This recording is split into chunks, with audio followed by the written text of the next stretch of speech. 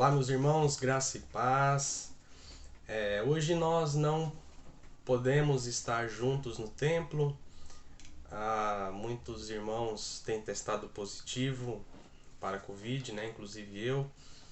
Então hoje nós vamos transmitir a palavra daqui de casa e os irmãos acompanham aí cada um das suas casas. Acreditamos que seja mais prudente dessa maneira nas próximas 2 semanas.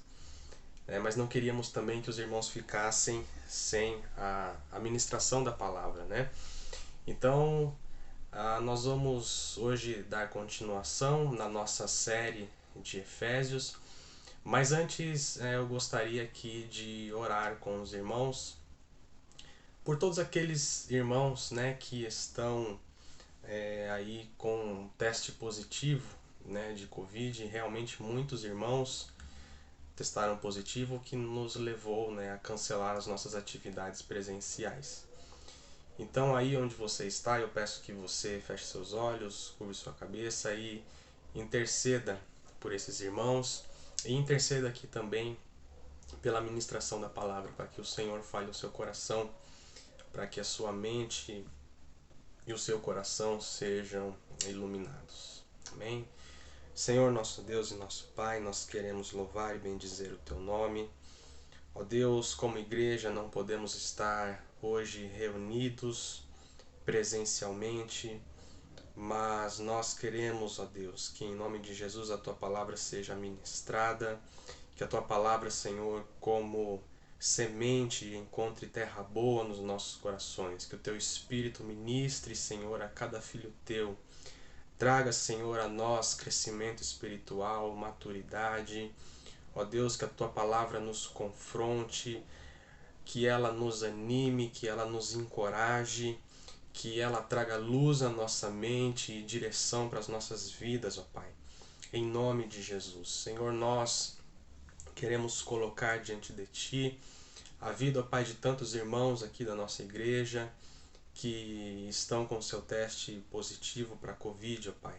Nós clamamos em nome de Jesus que o Senhor venha pôr, ó Pai, a Tua mão sobre a vida de cada um, Senhor.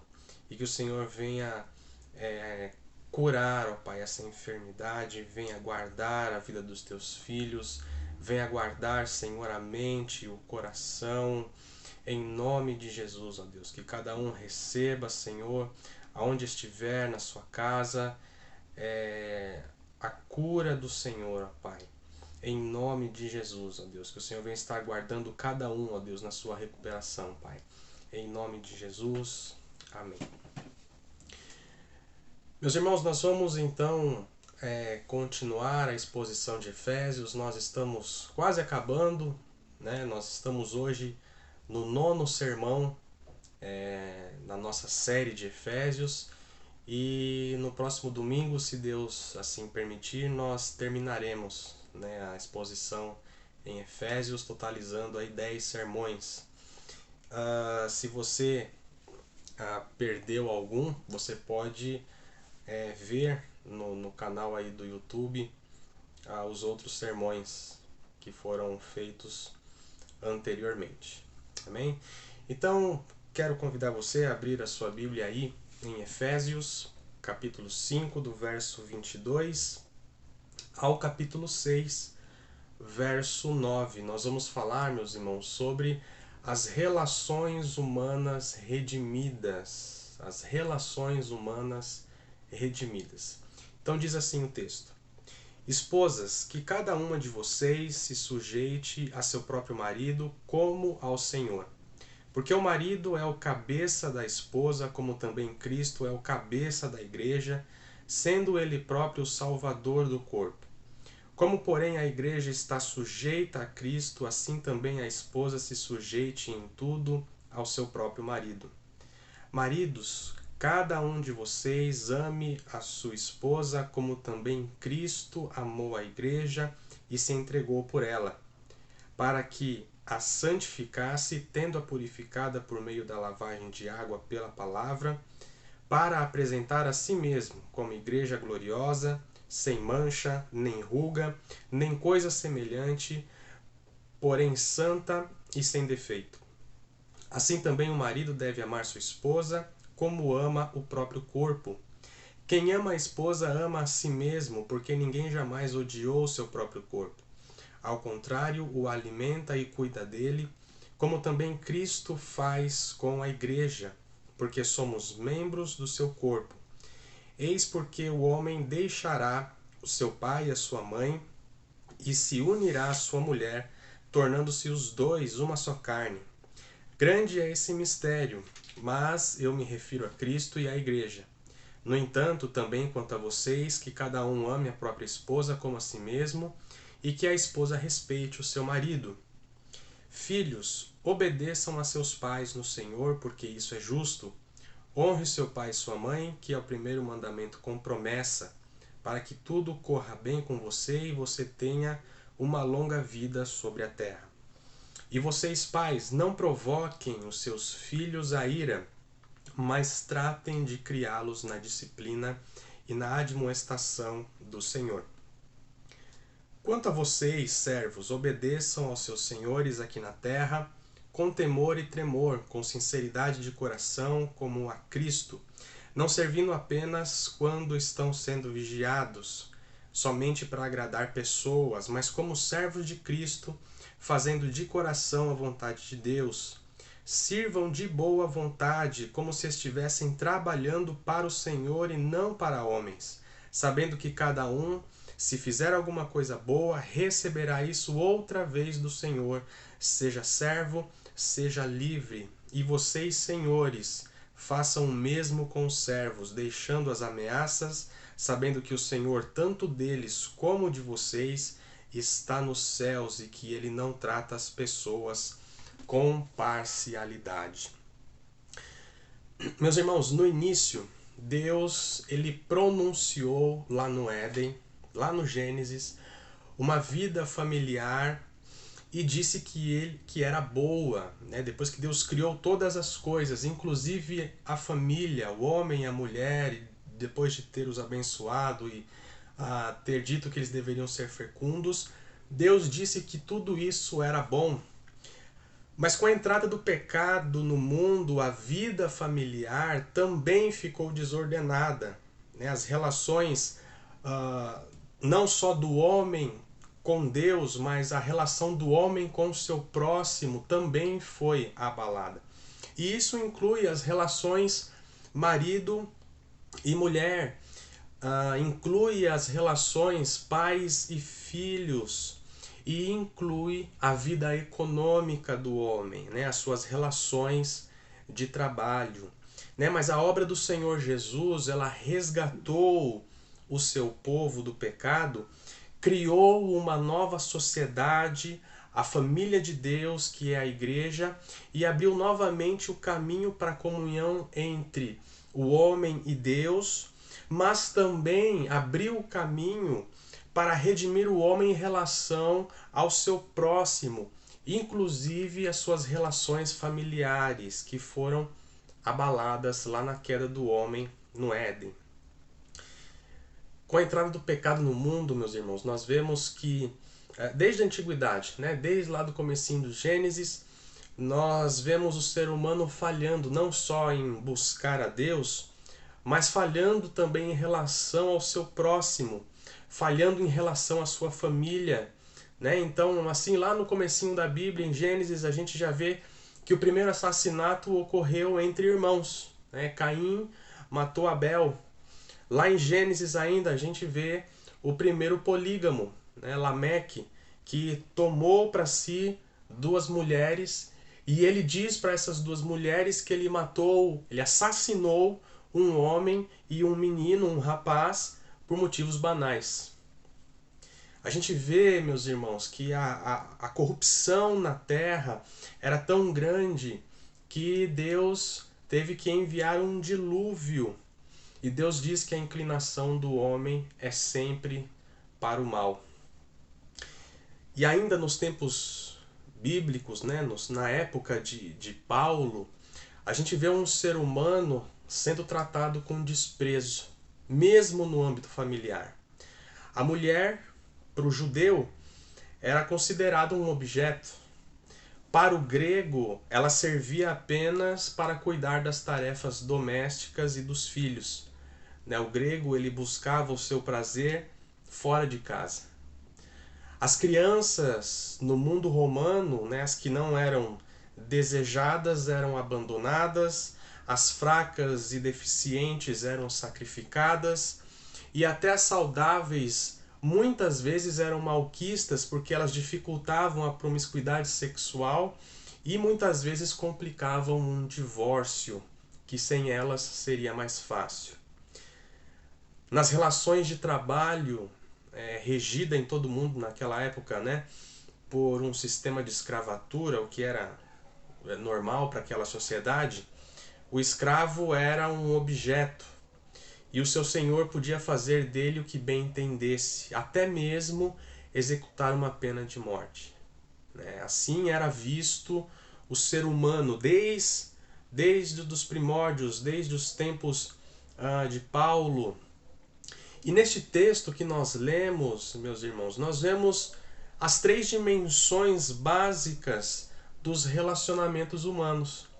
John Stott diz que está presente aqui nesse texto as 3 dimensões das relações humanas que foram redimidas pelo Senhor.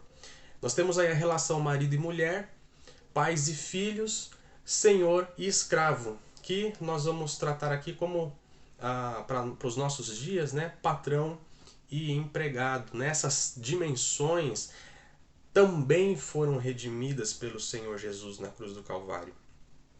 Então aqui, meus irmãos, Paulo está delineando os novos padrões que se espera da sua nova comunidade, da família de Deus, da igreja.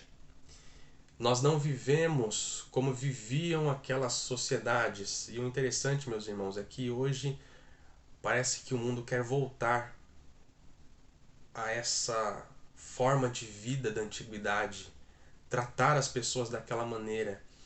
Mas nós vamos ver aqui que a obra do Senhor Jesus redimiu essas relações. Então essas 3 dimensões básicas do ser humano tratadas aqui e que Deus quer redimir primeiro, o ser sexual. O homem, o ser humano, ele é um ser sexual. Então nós vemos aqui ele como cônjuge. O Senhor Jesus quer redimir isso. Nós vemos o ser humano como um ser temporal. Ele faz parte de uma geração. Ora ele está na geração de filho, ora ele está na geração dos pais. Então o Senhor Jesus quer redimir isso também. E o ser humano, ele é um ser material. Ele faz parte de uma estrutura econômica, ele faz parte de um trabalho, ele faz parte de uma estrutura, e o Senhor Jesus quer redimir isso também. Agora, por que, meus irmãos, redimir essas dimensões do ser humano? Salvar a alma do inferno não seria suficiente? Mais uma vez citando aqui John Stott, ele diz o seguinte, que a família divina, ou seja, a igreja, a família de Deus, ela deixa de ser um conceito aceitável se ela mesma, se a igreja não se subdividir em famílias humanas que revelam o amor de Deus. Então Jesus, ele veio fazer da igreja e das famílias que compõem a igreja um modelo, uma representação daquilo que Deus planejou no Éden. E o que vemos hoje em dia, meus irmãos, é um texto como esse de Efésios, ele ser desprezado simplesmente porque trata de submissão e autoridade. Porque a noção de submissão à autoridade hoje ela está fora de moda, completa o John Stott. O sentimento de hoje é de permissividade, de liberdade, tudo é permitido, cada um faz o que dá na telha, ninguém é de ninguém, é o que nós ouvimos por aí. E realmente parece que estamos voltando aos tempos da antiguidade. Cada um quer fazer conforme os seus desejos, né? E a igreja, meus irmãos, ela deve sim ser a favor dos direitos da mulher, a favor dos direitos e do cuidado das crianças, e deve ser contra as injustiças cometidas contra os trabalhadores. Aqueles que exercem autoridade muitas vezes abusam dessa autoridade. E a igreja deve ser um agente de transformação social. Só que isso, meus irmãos, deve ocorrer dentro dos parâmetros bíblicos. E para isso é necessário submissão à autoridade. E isso não implica em nenhum desprezo do ser humano. Jesus nos deu o exemplo nisso também, né? Jesus ele tratou as mulheres com cortesia e com honra numa época em que eram desprezadas. Jesus ele disse: "Deixai vir a mim os pequeninos", e disse também que o reino dos céus pertence às crianças, numa época em que os bebês não desejados, eles eram abandonados no depósito de lixo. E Jesus também, ele dignificou o trabalho manual, porque ele mesmo era carpinteiro. E também quando ele lavou os pés dos seus discípulos, assumindo ali uma atitude de servo, de escravo. Então nós vemos nos evangelhos também, meus irmãos, e nos apóstolos, sim, a dignidade da mulher, da criança e do trabalhador. Nós vemos que perante Deus todos os seres humanos são iguais, independente de raça, de sexo, posição social, idade, porque todos os seres humanos são feitos à imagem de Deus. E pessoas que abrangem toda essa diversidade compõem a igreja de Deus, a família de Deus. Então, meus irmãos, é somente tendo tudo isso em mente é que nós podemos entender o que Paulo está dizendo nessa sessão. Submissão não é sinônimo de inferioridade. Há uma diferença aqui na realidade entre pessoas e papéis. Deus definiu papéis. Uns serão pais, outros serão filhos, uns serão patrões, outros serão trabalhadores, mulheres serão esposas, homens serão maridos. A submissão é entre papéis e a autoridade está no ofício, está no papel. A autoridade, ela vem de Deus, né? Veja que interessante, a Bíblia manda a esposa ser submissa como ao Senhor. Os filhos devem obedecer aos pais no Senhor. Os servos devem ser obedientes como a Cristo. Isso não quer dizer que a autoridade dos maridos, a autoridade dos pais, a autoridade dos patrões é ilimitada. E nem que a submissão é incondicional. Não quer dizer isso. A submissão, então, ela vai até onde a autoridade humana se submete à autoridade divina. Então, a autoridade do marido, a autoridade dos pais e a autoridade do patrão deve ser exercida com responsabilidade. Primeiro, os maridos, os pais, os patrões devem se submeter a Deus para então exercer a autoridade. Paulo lembra a estes os direitos da mulher, dos filhos e do empregado. A mulher tem o direito de ser amada, os filhos de não serem provocados e os empregados têm o direito de serem tratados com justiça. Então a autoridade não é tirania. Aqueles que recebem autoridade são responsáveis perante Deus. E esse trecho que nós lemos, meus irmãos, ele vem Olha que interessante, ele vem logo depois do versículo 21. Inclusive, algumas Bíblias colocam o versículo 21 na passagem junto com esse texto, né? Algumas Bíblias começam essa passagem no versículo 21. E o versículo 21, ele diz que nós cristãos devemos nos submeter uns aos outros. Então, submissão é o que se espera de todo cristão, e não só das mulheres.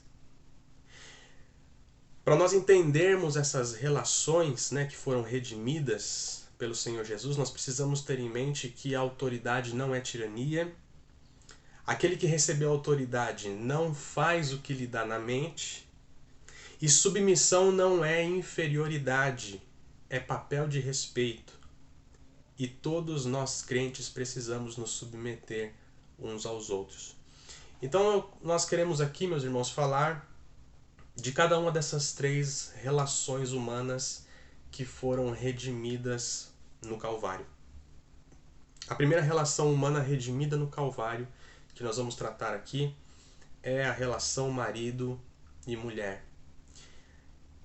E nós queremos começar dizendo que a Bíblia deixa claro a igualdade perante Deus de homens e mulheres.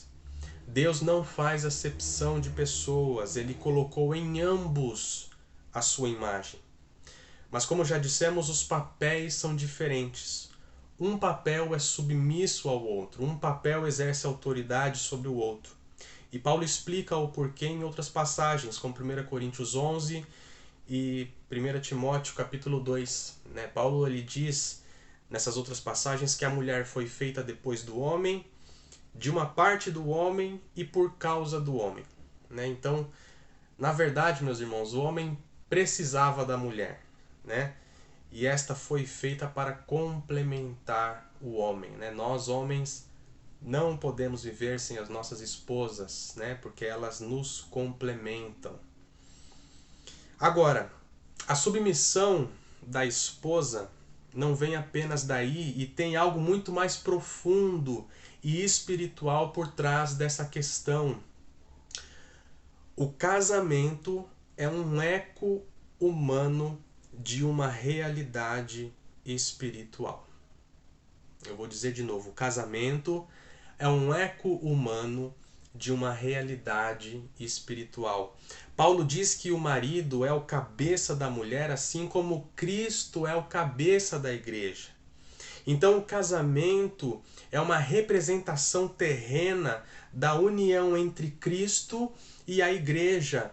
Nós só temos casamento entre homem e mulher aqui na terra porque um dia haverá as bodas do Cordeiro na eternidade. E por causa disso, a posição de liderança do marido está intimamente ligada à sua responsabilidade de cuidar da sua esposa. Assim como Cristo cuida da igreja. A mulher se submete ao marido porque a igreja se submete a Cristo. E porque Cristo cuida da igreja, o marido tem o dever de cuidar da sua esposa. A resposta da mulher a essa autoridade amorosa do marido é a grata aceitação do cuidado. Essa é a submissão. E olha que interessante, meus irmãos, o verbo grego utilizado aqui para o amor do marido é o verbo agapao, que é a palavra da qual se origina aquele famoso agape, amor agape, que é o mesmo tipo do amor de Cristo, ou seja, o amor sacrificial. Então o amor do marido também é o amor agape, que é o amor que se sacrifica pela esposa, e isso está muito longe dos conceitos matrimoniais da época de Paulo. Paulo ele está sendo um revolucionário aqui, meus irmãos. Na época em que ele escreveu isso era estranho aos ouvidos daquela sociedade. Então, se a palavra que caracteriza a esposa é submissão, a palavra que caracteriza o marido é amor sacrificial. E nos versículos 25 a 27, nós vemos que há um trabalhar de Cristo para a sua igreja. Cristo aí, Paulo já dando o exemplo de Cristo para o marido. Nós vemos que Cristo amou a igreja, entregou-se por ela para santificá-la, ele purificou-a pelo lavar da água, pela palavra, para apresentá-la a si mesmo. Cristo trabalhou e trabalhou muito para que a igreja pudesse desenvolver o seu máximo potencial na terra. Então o marido deve também trabalhar para que a sua esposa se desenvolva em seu máximo potencial, para que ela seja completa. É completamente diferente de uma atitude de tirania, né? O marido ele não pensa em si mesmo. O marido ele abandona pai e mãe para ser um com a sua esposa. O marido que faz bem à sua esposa faz bem a si mesmo. É o que diz o versículo 28.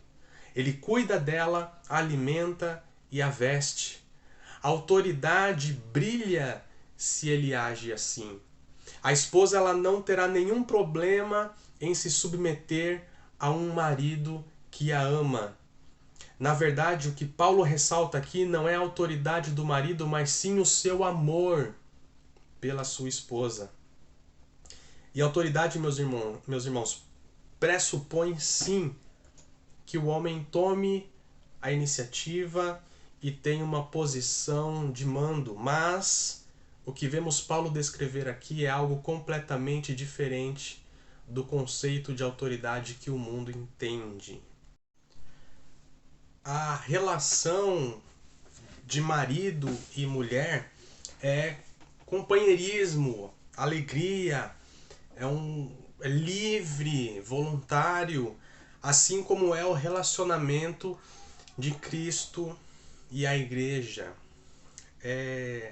A Bíblia, na sua tradução de hoje, né, a Bíblia Viva, ela traduz o versículo assim: as esposas devem ser submissas à orientação dos maridos, porque o marido é líder da esposa, né? E o que contribui também para a submissão da esposa é que a submissão ela será livre e espontânea se o marido se submeter a Cristo. Um marido que se submete à autoridade de Cristo, com certeza amará a sua esposa e com certeza atrairá para si a submissão dela.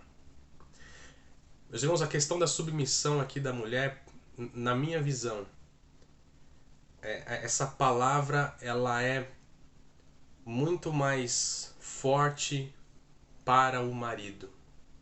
Nós, maridos, precisamos em primeiro lugar nos submeter a Cristo. A Cristo. Então, se queremos ter a nossa relação familiar entre marido e esposa redimida, precisamos nos submeter a Cristo. A segunda relação humana aqui, meus irmãos, redimida no Calvário, é a relação entre gerações, a relação entre pais e filhos. E a Bíblia deixa claro que os pais são autoridade sobre os filhos, né? Isso está na Bíblia. Essa relação, ela também foi distorcida pelo pecado, e é claro que o mundo tenta distorcer isso nos nossos dias também. Mas Cristo veio redimir também essa parte da família, né? Essa relação entre gerações, entre pais e filhos. E perceba uma grande diferença aqui, meus irmãos, né? As esposas, Paulo diz que elas devem ser submissas, mas aos filhos, Paulo diz que eles devem obedecer. É mais forte. Submissão é uma entrega voluntária de si mesma, né, da esposa, àquele que a ama. Mas a liderança dos pais sobre os filhos é mais forte, do que a liderança do esposo sobre a esposa. E Paulo dá 3 motivos para isso. Primeiro, os filhos devem obedecer porque isso é justo, diz o versículo 1 do capítulo 6. É um comportamento padrão na sociedade e até mesmo os antigos pagãos, romanos e gregos ensinavam isso. A autoridade dos pais é essencial a qualquer sociedade estável. Ainda citando mais uma vez o teólogo John Stott, né? Ele quem diz isso. Agora veja, meus irmãos, a Bíblia ela aponta para a desobediência aos pais, olha que interessante, como uma marca de sociedade decadente e como marca dos últimos dias. Veja o que Paulo diz em Romanos capítulo 1, versos 29 a 30. Ele se refere, né, àqueles a quem Deus abandonou aos próprios desejos. Olha o que ele diz: tornaram-se cheios de toda sorte de injustiça, maldade, ganância e depravação. Estão cheios de inveja, homicídio, rivalidades, engano e malícia. São bisbilhoteiros, caluniadores, inimigos de Deus, insolentes, arrogantes, presunçosos, inventam maneiras de praticar, desobedecem a seus pais. Paulo também diz a Timóteo na segunda epístola, lá no capítulo 3, aliás, versos 1 e 2, ele diz o seguinte: saiba disso, nos últimos dias sobrevirão tempos terríveis. Os homens serão egoístas, blasfemos, desobedientes aos pais, ingratos e ímpios. O segundo motivo que Paulo dá para a liderança dos pais é que isso está na lei. É um mandamento. Ser obediente aos pais era algo tão sério que os judeus entendiam que a obediência aos pais era uma obrigação não para com os homens, mas uma obrigação para com Deus. Na lei judaica, os filhos desobedientes aos pais eram punidos com a pena capital, porque os pais são aqueles que durante a infância intermediam o cuidado, o amor e a autoridade de Deus na vida dos seus filhos. E o terceiro motivo que Paulo enxerga, meus irmãos, é a promessa de uma vida abençoada sobre a terra daqueles que honram seus pais. E isso é refletido na sociedade. Uma sociedade em que filhos são obedientes aos pais é uma sociedade estável, é uma sociedade sólida, né? A vida familiar é a base de qualquer sociedade. E nos preocupa, meus irmãos, esses tempos que nós estamos vivendo, em que os filhos não estão nem aí para os seus pais, querem deixar-se ser guiados pelas próprias paixões da juventude.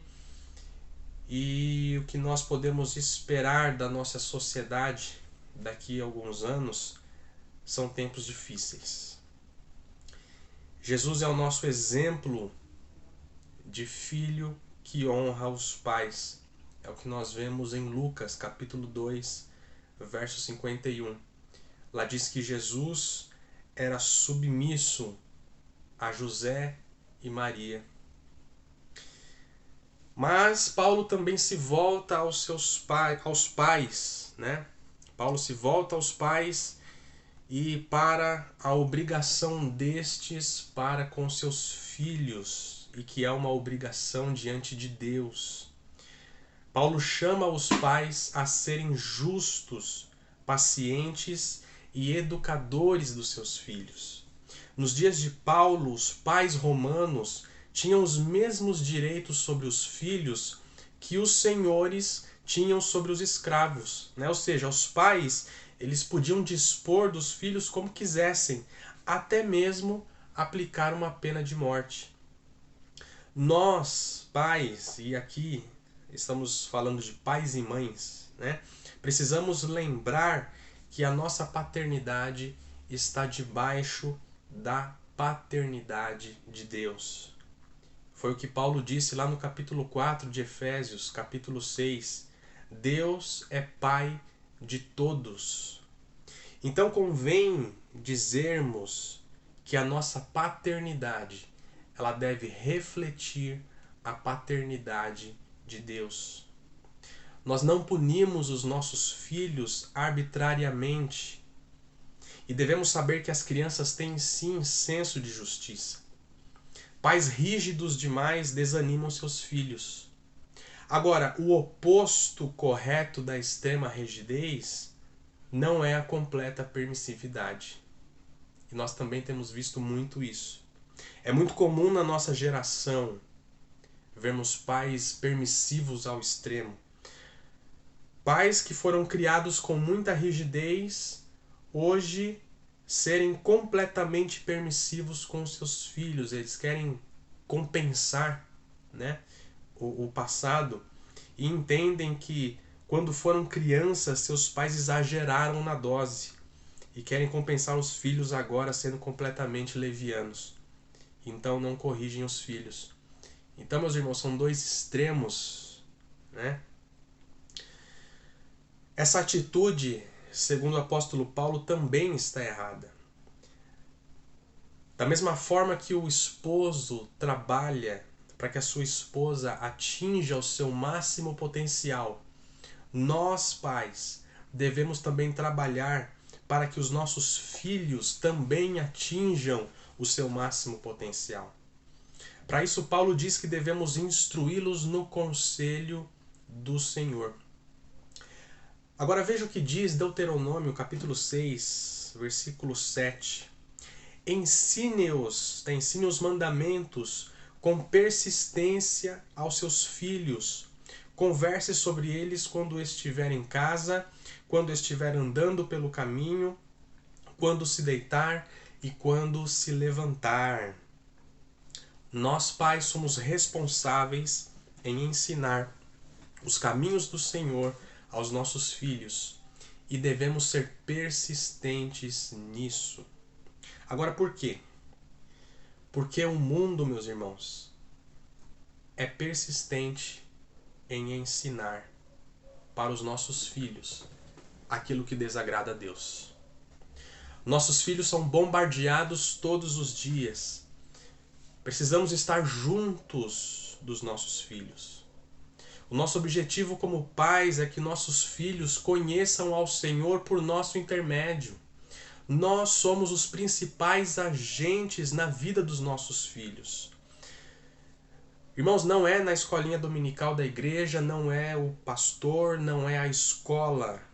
Os principais agentes são os pais. Tudo isso, né, a escola dominical, o pastor, a escola, tudo isso é um complemento na vida da criança, uma ajuda. Mas nós, pais, não podemos delegar essa nossa responsabilidade a outros. E por fim, meus irmãos, a respeito da disciplina, nós sabemos que a Bíblia nos orienta, sim, a disciplinar os nossos filhos. O pai e a mãe que negligencia a correção está fazendo mal ao seu filho. Mas essa correção ela deve ser na medida certa. Ela deve ser equilibrada. E aqui eu quero citar o Dr. Martin Lloyd Jones. Ele diz o seguinte: ao disciplinar uma criança, você deve ter primeiramente controlado a si mesmo. Que direito tem você de dizer ao seu filho que ele precisa de disciplina quando você, obviamente, está precisando dela também?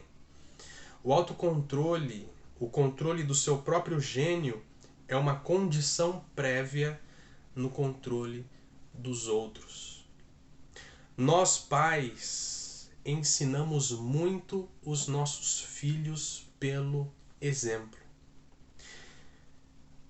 Se eu quero que meus filhos aprendam a orar, eles precisam me ver orando. Se eu quero que eles aprendam a ler a Bíblia, eles precisam me ver lendo a Bíblia. Se eu quero que eles aprendam a ser seletivos naquilo que eles assistem, naquilo que eles ouvem, eles precisam ver que eu sou seletivo naquilo que eu assisto. naquilo que eu ouço. Se eu quero que meus filhos sejam pessoas justas, eles precisam ver que eu sou uma pessoa justa. Então essa é a segunda dimensão nesse texto que vemos que o Senhor Jesus quer redimir na vida do homem, a relação entre gerações. A terceira relação humana redimida pela obra do Calvário é a relação de trabalho, é a relação entre patrão e empregado. E a primeira coisa que precisamos entender, meus irmãos, é que na Bíblia, quando nós lemos, né, no texto de Efésios, Paulo usando os termos senhor e escravo, a Bíblia não está sendo a favor da escravidão. Este era o sistema econômico predominante em todo o mundo antigo, né? E com certeza a escravidão é fruto da queda do homem, é fruto do pecado. Paulo ele está sendo aqui, meus irmãos, mais uma vez revolucionário, porque ele diz que o Senhor deve ser justo com o seu servo. Lembrando que sobre eles, né, sobre os senhores, está o Senhor dos senhores. Paulo, na sua epístola a Filemon, sabe aquela epístola que a gente quase nem lembra que tem na Bíblia, né? A carta de Paulo a Filemon, ele defende que Filemon receba seu escravo Onésimo de volta. Onésimo era um escravo fugitivo e, pelo que parece, havia furtado alguma coisa do seu senhor Filemon. Pela lei romana, Filemon poderia até punir Onésimo com a morte. Mas Paulo ele lembra nessa epístola a Filemon que ele é um irmão na fé e deve agir diferente, recebendo Onésimo não como um escravo, mas como irmão. E Paulo ainda diz que acredita que Filemon pode fazer ainda mais, né? Quem sabe não dar a liberdade, né? Então Paulo não está sendo a favor da escravidão, mas sim a favor de um relacionamento justo entre senhor e servo, né? E essa relação econômica trazendo para os nossos dias a relação de patrão e empregado, né? Que tem sido motivo de muitas discussões filosóficas, né?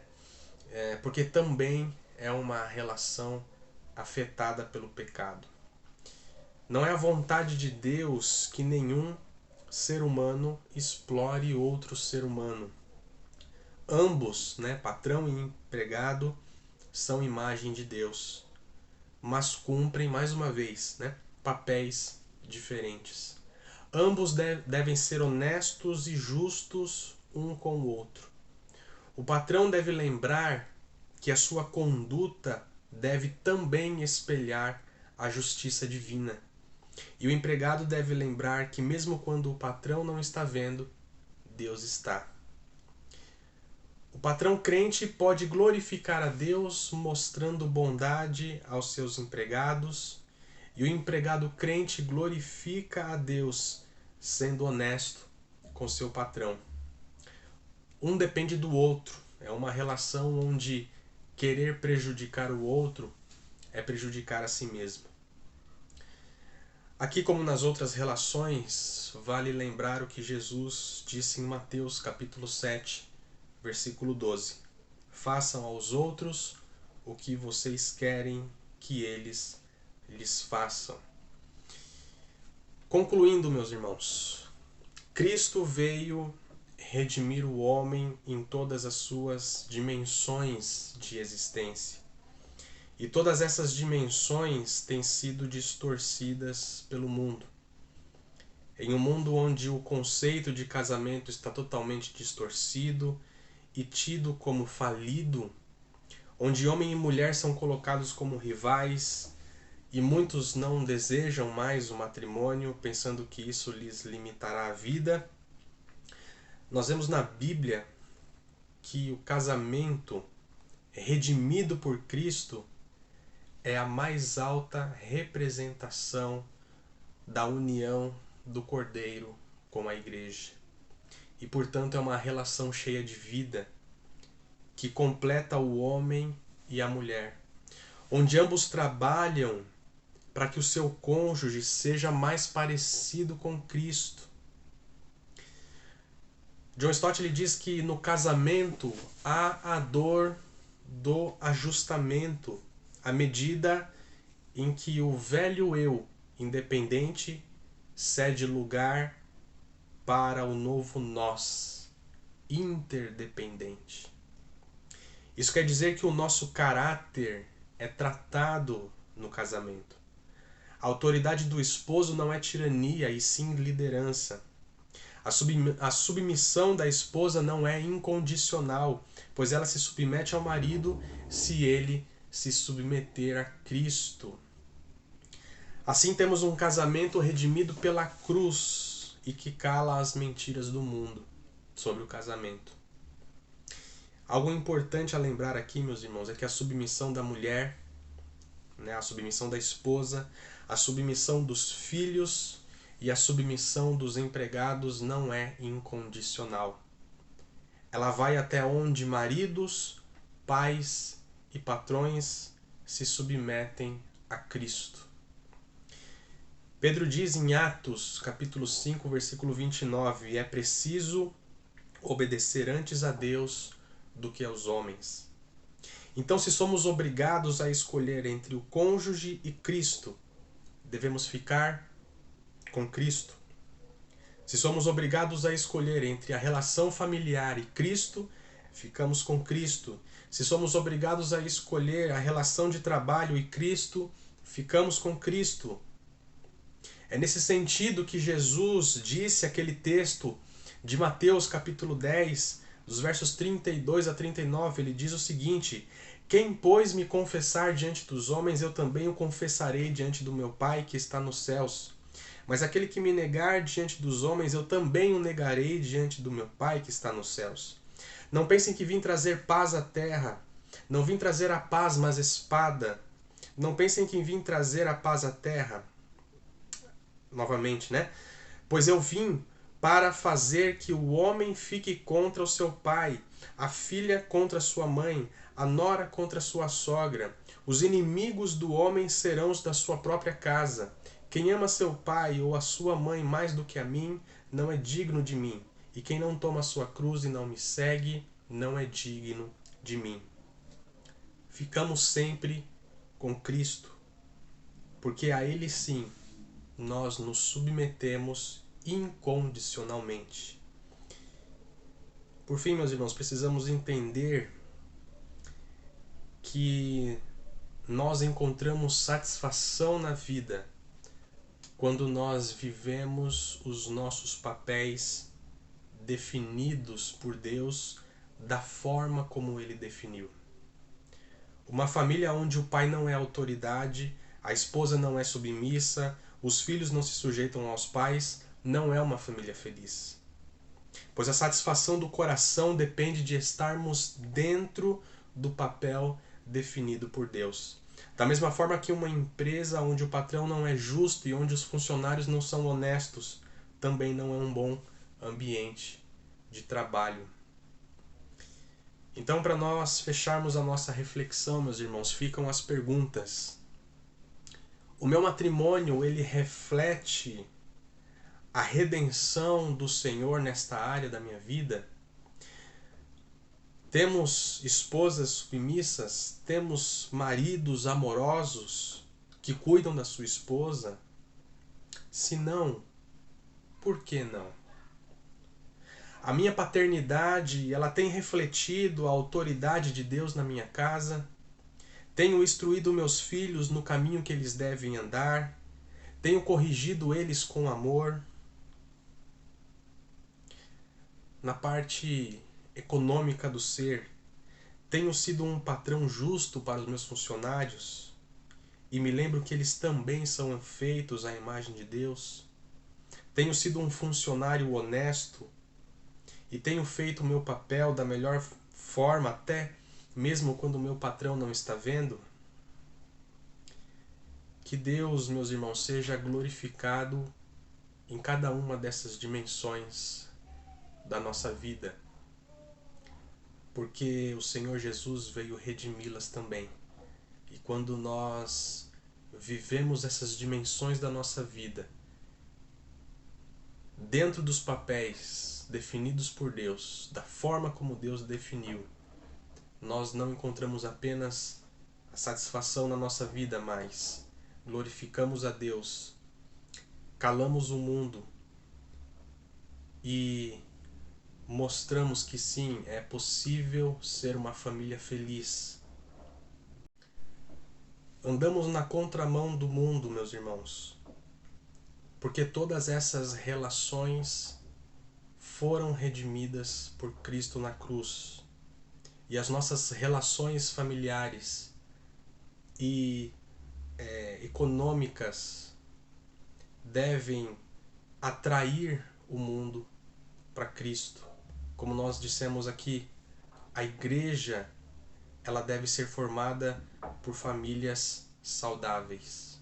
Não só a igreja deve buscar ser saudável, mas as suas famílias devem buscar ser saudáveis.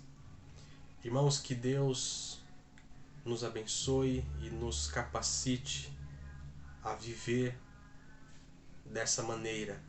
Amém? Vamos orar?